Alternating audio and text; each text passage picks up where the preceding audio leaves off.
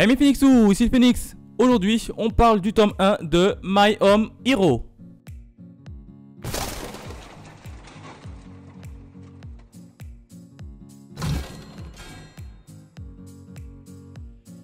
Salut les potos, ce manga est scénarisé par Yamakawa Naoki et dessiné par Saki Masashi. C'est l'éditeur Kurokawa qui est chargé de le publier en France. À ce jour, il compte 5 tomes, tous parus en France. À toi Phoenix. Merci Yuka pour ces informations. Alors que nous raconte l'histoire de My Home Hero?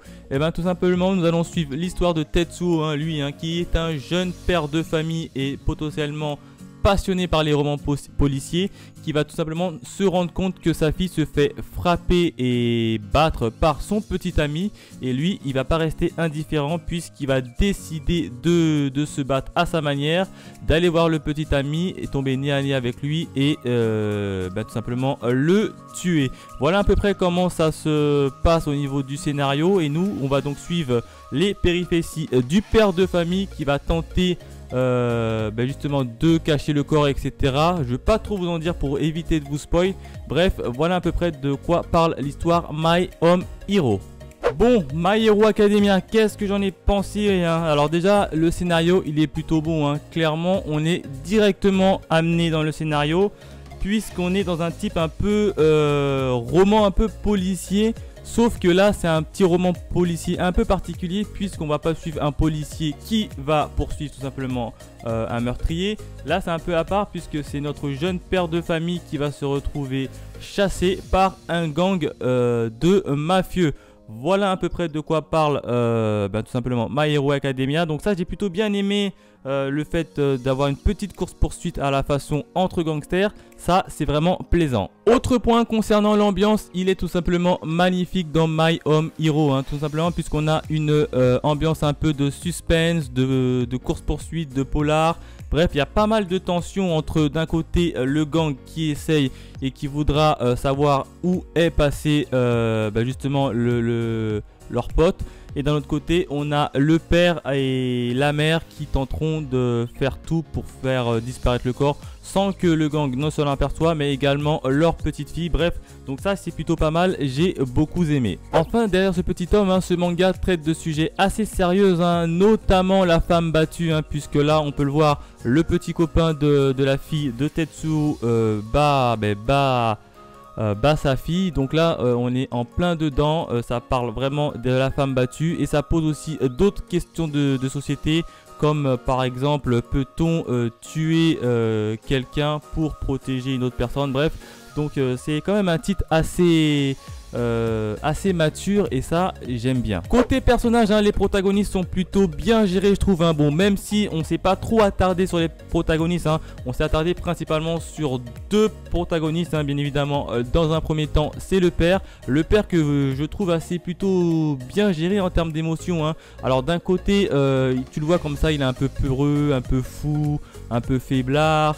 Mais j'adore vraiment ce petit côté puisque d'un coup il peut devenir sérieux d'un coup comme ça, et ça j'adore vraiment ce changement d'attitude qu'il a. Notamment au tout début du manga, on voit il dîne avec sa fille dans un restaurant et dès qu'il la voit, il voit les coups, des traces de coups sur son visage, bim, il devient sérieux, il dit qui t'a tapé, combien de coups, etc. Donc j'adore vraiment le changement de personnalité qu'il a, d'autant plus qu'il est très très intelligent. Donc je kiffe vraiment ce personnage, le père il est très bien retranscrit. Autre personnage qui a son importance, c'est bien évidemment sa compagne, sa femme, qui le suivra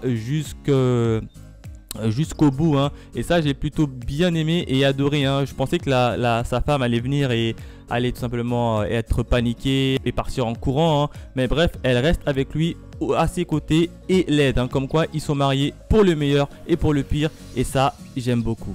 Un point au niveau du graphisme et notamment de la jaquette. La jaquette, moi je la trouve tout simplement sublime. On peut voir Tetsuo, le père, qui crie toute sa colère avec une petite pluie qui tombe sur lui. Bref, cette image symbolise vraiment sa colère, son énervement et sa détresse. Moi j'adore vraiment ça. Bon, derrière on n'a pas grand chose, c'est assez dommage. Et en termes de bonus, on n'a pas de page en couleur. J'aurais bien aimé une petite page en couleur, ça aurait été vraiment sympa. Et à la fin du tome, vu que c'est un tome qui traite un peu de sujets assez matures. On n'a pas réellement de petites bandes dessinées comme on peut avoir dans les différents tomes. Bref, la jaquette est tout simplement sublime. Moi, je la kiffe vraiment. Alors, en termes de dessin à l'intérieur, ce sont des dessins assez réalistes, hein. Je vais vous montrer quelques petites pages. Hop, voilà à comment c'est dessiné. Donc, ce sont des dessins, comme vous pouvez le voir, assez réalistes, hein. Le seul petit bémol, moi je trouve qu'il y a pas mal de pages assez blanches en arrière-plan. Ça c'est vraiment dommage, mais dans l'ensemble, vu qu'on est dans un monde classique réaliste, les dessins sont également réalistes. Donc là, il n'y a pas de souci et ils font leur effet. Alors pour conclure au niveau de ce tome 1 de My Home Hero, hein, c'est un titre plutôt bon, hein, qui traite pas mal de sujets de société, notamment la femme battue. Moi j'ai beaucoup aimé. En plus de ça, il se veut assez mature, donc ça change un peu des styles de lecture que je lis d'habitude. Donc j'ai plutôt bien aimé, hein. Il y a juste un petit bémol que j'ai assez peur, c'est au niveau du suspense, hein. Moi j'aimerais bien que le suspense monte quand même d'un cran et accélère un peu plus en rapidité, puisque quand même le tome 1, je l'ai trouvé par moments assez long. Donc je voudrais bien que dans le tome 2 et dans le tome 3, que ça monte d'un cran et qu'on accélère un peu plus le processus. Là je kifferais un peu plus. Non, voilà, donc je recommande bien évidemment ce petit tome My Home Hero pour tous ceux qui cherchent un titre mature, assez réaliste, qui traite de sujets de société assez sensibles.